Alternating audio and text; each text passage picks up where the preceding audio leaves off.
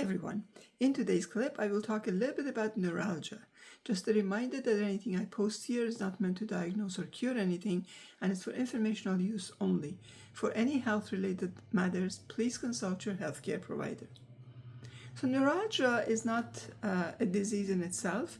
It's a pain syndrome that occurs when a nerve becomes either irritated, inflamed, compressed, injured, or functions abnormally.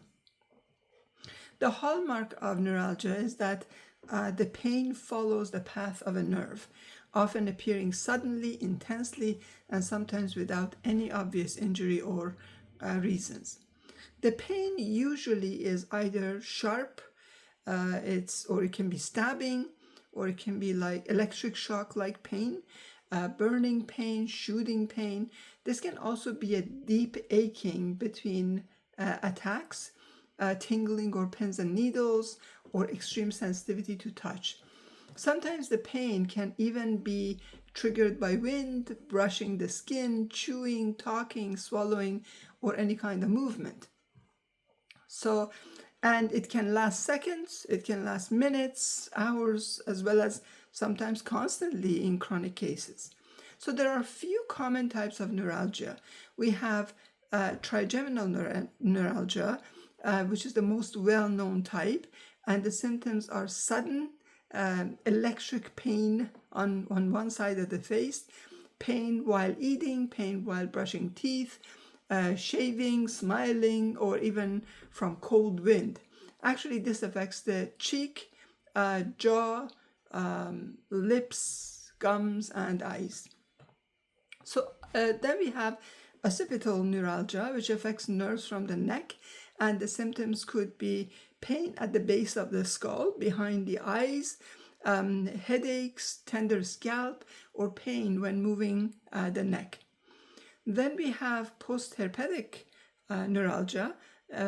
This happens after shingles, and the symptoms are burning of the skin, sort of, severe sensitivity, constant pain, itching, numbness, and stabbing pain. Then we have glossopharyngeal neuralgia, or pain in the throat, ears, tonsils, and or tongue. And this is triggered by swallowing or talking. Then we have intercostal neuralgia, which is pain between the ribs, and that feels like stabbing and burning, wrapping around the chest, basically. Then we have pudendal neuralgia, and the pain in that case is in pelvis, where sitting becomes very painful, and there is genital pain and urinary discomfort. Then we have diabetic neuralgia, which usually affects the feet and hands and shows up as burning feet, numbness, tingling, and or reduced sensation. So neuralgia can result from many different things. It could be from nerve compression, herniated discs, arthritis, bone spurs, diabetes, shingles virus, multiple sclerosis, poor circulation, vitamin deficiencies, surgery, trauma, dental problems, tumors, infections, autoimmune disorders, just to name a few, right? So, and so it is very hard to sort of diagnose or find the root cause of it. The doctors may prescribe or use physical examination, MRIs, CT scans, blood tests, nerve conduction studies, electromyography or EMG, and this is the test that checks the health and the function of the muscles and the nerves that control them. They can do dental examinations, eye examinations, and or ultrasound in some cases. Conventional medical treatment is usually through anticonvulsants because of their nerve calming effects, and their possible side effects are drowsiness, dizziness, unsteadiness, weight gain, swelling, blurred vision, low sodium, rare but serious allergic skin reactions, and liver or blood cell problems with some of them. They also prescribe antidepressants because They alter pain pathways rather than only dealing with depression. And their possible side effects can be dry mouth, constipation, sleepiness, dizziness, increased sweating, changes in blood pressure, and sexual side effects. There are also other prescribed meds or procedures, such as like local anesthetics, lidocaine patches, lidocaine injections, and of course, they carry their very own set of side effects. Then there is capsaicin, which is made from chili peppers, also works by gradually reducing pain signal transmission, and it can initially cause burning, redness, or irritation. Doctors may also go with corticosteroids, which are used when inflammation contributes to the pain, like prednisone and similar. And these can sort of cause increased blood sugar, mood changes, fluid retention, higher infection risk, and bone thinning. Next suggestion on the doctor's side can be Botox injections. And this is sometimes used for trigeminal neuralgia and other difficult cases. In the case of Botox, you have to always keep in mind that you need to find out what is it that it is doing in the body and question it. I mean, we need to question everything, but I feel like this has become a regular go-to from beauty to pain for people, and there is not much of really looking into this being done. Like nobody's questioning it, and they just imagine it. Okay, it's everything. Just because a doctor is saying it or it's approved, it's safe. And I would like you to actually take a look at this, right? Now, without making this clip about Botox, few things need to be said about this procedure being used in any capacity. Botox, or botulism toxin, works by paralyzing muscles. Remember, this is a toxin. It blocks the release of acetylcholine, which is the chemical messenger that tells muscles to contract. This is only my opinion, that for neuralgia, the goal is not to weaken a muscle. I do understand that the injections appear to reduce the release of certain pain signaling chemicals from nerves for about 3 to 4 months, because the nerve eventually is going to sprout new endings and regain function. However, there are some serious long-term side effects. For example, progressive muscle wasting or atrophy from muscle being inactive, basically, loss of muscle strength that can affect normal function, changes in facial symmetry if injected in the face, difficulty chewing, smiling, swallowing, or speaking if nearby muscles are impacted, spread of the toxin beyond the intended muscle, which can occasionally cause more widespread weakness, development of antibodies, and rare, but it does happen, serious swallowing or breathing problems, especially if the toxin is spread or is used in vulnerable individuals. You also above all need to sort of remember that all of what you are eating, breathing, injecting, putting on your skin, all of it have to travel through your liver, kidneys, lymph, and many other major organs in your body, including your heart, which is a muscle. And whether it is admitted or not, it will definitely be impacted. Your muscles will be impacted, and not just the muscles in the face or anywhere else. So, moving on to the rest of the topic that we were talking about, another suggestion on the doctor's side can be few different kinds of surgeries when medicines basically fail. Now, on the orthomolecular side, we aim to optimize nutrients that support nerve repair and reduce inflammation. Exact doses has to be individualized, especially if they have kidney or liver disease or take prescription medications on the side. But nonetheless, the normal things are, for example, vitamin B1 or thiamine, especially benfotiamine type, which supports nerve energy production, and it is often considered for diabetic neuropathy and nerve repair. Benfotiamine is a fat-soluble form of B1 that may reach nerve tissue more efficiently than standard thiamine. Then we have vitamin B6 or pyridoxine, which is needed to produce neurotransmitters and maintain healthy nerves. But remember that too much B6 can itself sort of cause nerve damage. So high dose supplementation should only be sort of under supervision, under guidance. Then we have vitamin B12 or methylcobalamin, essential for the myelin sheath that insulates nerves, and the deficiency can cause numbness, tingling, weakness, and balance problems. Then we have folate or vitamin B9.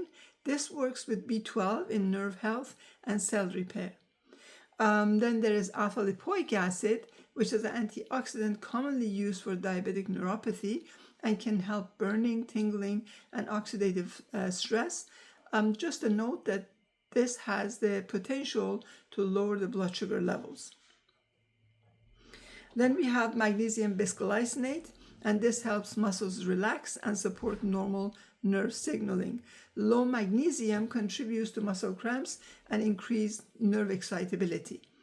Word of caution that in high doses, it can also lower blood pressure. Now, vitamin D3 and K2, MK7 type, supports immune function and nerve health, and deficiency has been actually linked with increased pain sensitivity in some people. Omega-3 fatty acids, which support nerve membranes and help reduce inflammation. Acetyl L-carnitine supports nerve regeneration and energy production in nerve cells. This is also sometimes called ALKAR, ALKAR, I believe.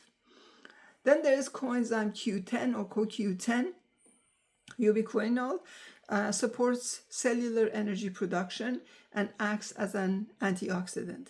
We have vitamin C that supports collagen formation around the nerves and has antioxidant effects. Now, I had a very good success treating this in myself after shingles episode that I had back in 2023.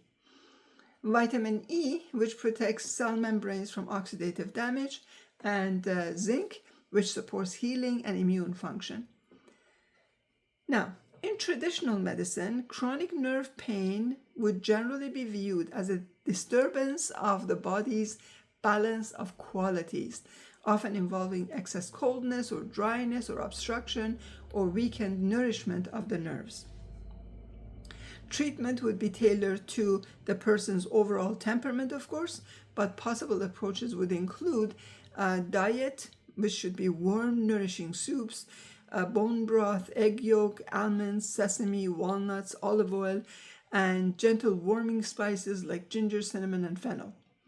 Now, also avoiding excessive cold foods and icy drinks if a cold temperament is sort of suspected. Herbs traditionally that are used to support nerves are black seed or Nigella sativa, St. John's wort.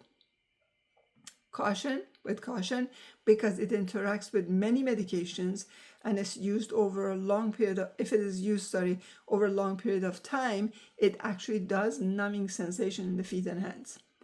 Then there's chamomile, lavender, rosemary, sage, marshmallow root, which is more soothing than warming. Massage oils like warm olive oil, sesame oil, and oils that are infused with chamomile and lavender. Now, some lifestyle changes that we need to include would be gentle movement, adequate sleep, warm baths, stress reduction, and avoiding prolonged exposure to cold and damp conditions. Some people find relief actually with acupuncture, physiotherapy, gentle stretching and massage, but avoid sort of direct pressure on the painful nerves, of course, and heat therapy for muscle-related contributors, or relaxation and breathing exercises and mindfulness and meditation. So the first priority in treating severe nerve pain would be to calm the irritated nerve, soften the tissues, restore balanced temperament, and remove any obstructions that might be. The approach would be tailored to the person, of course, but if you're looking for a fast remedy, it would typically combine external and internal treatments. Warm oil massages, often considered the quickest traditional measure, right? Warm, not hot. And these are oils like, again, as I mentioned, sesame oil, preferred for a cold, dry temperament, olive oil, chamomile infused oil, violet infused oil, especially if there's heat and burning, and sweet almond oil. The oil would be gently massaged around the painful area, avoiding vigorous rubbing, sort of directly over an acutely sort of painful nerve. Now, then you can use warm compresses, a warm cloth or heated herbal compress placed over a painful area for 10 to 15 minutes was traditionally used to relax tissues and improve circulation. This would generally not be used if the area was inflamed, red, or swollen, of course. Then traditional herbal remedies. We have herbs commonly associated with easing nerve discomfort. And as I've mentioned some of them before, they include chamomile, lavender, borage, sweet marjoram, fennel, black seed, which is Nigella sativa. And these were used as teas, infused oils, or in compound sort of preparations depending on the individual's condition.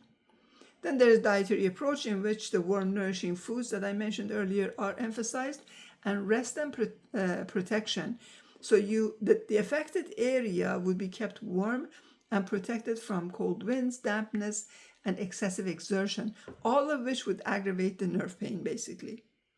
For sudden severe attacks, first find out whether the pain happened from excess cold, excess heat, dryness, obstruction, injury, or trauma. And only then you can treat the underlying imbalance. For example, for cold stabbing pain, we would use warming oils, warming herbs, and gentle heat. For burning hot pain, we would use cooling herbs such as violet, rose, or chicory preparations, and avoid excess heat, right? So, as an example, one commonly used traditional approach for cold type nerve pain, it would be warm sesame oil with a small amount of chamomile infused oil gently massaged into the area, or and a warm chamomile tea, a warm compress, rest in warm environment.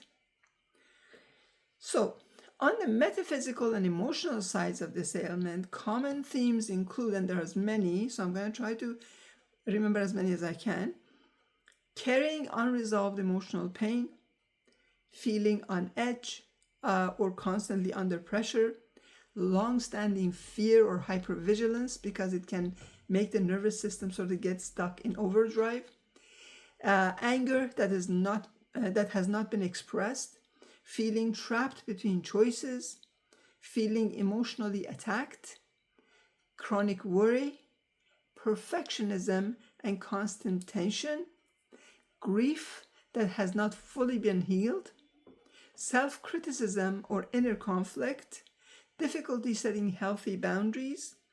And some traditions suggest that because nerves carry messages throughout the body, neuralgia symbolically reflects difficulty receiving, processing, or expressing life's message without pain. So doing things like journaling, counseling, meditation, forgiveness work, compassionate self-reflection, and gentle emotional processing can complement the other care that I have mentioned. Now, because neuralgia describes many different nerve pain conditions, the best treatment depends on which nerve is involved and what is causing the irritation. Identifying the underlying cause, whether it is compression, diabetes, shingles, or vitamin deficiency, or any other condition, is one of the most important steps in choosing the most effective treatment. Hope this has been helpful. My clips are available on TikTok, Telegram, and YouTube. Like, share, and follow for more. Be the light.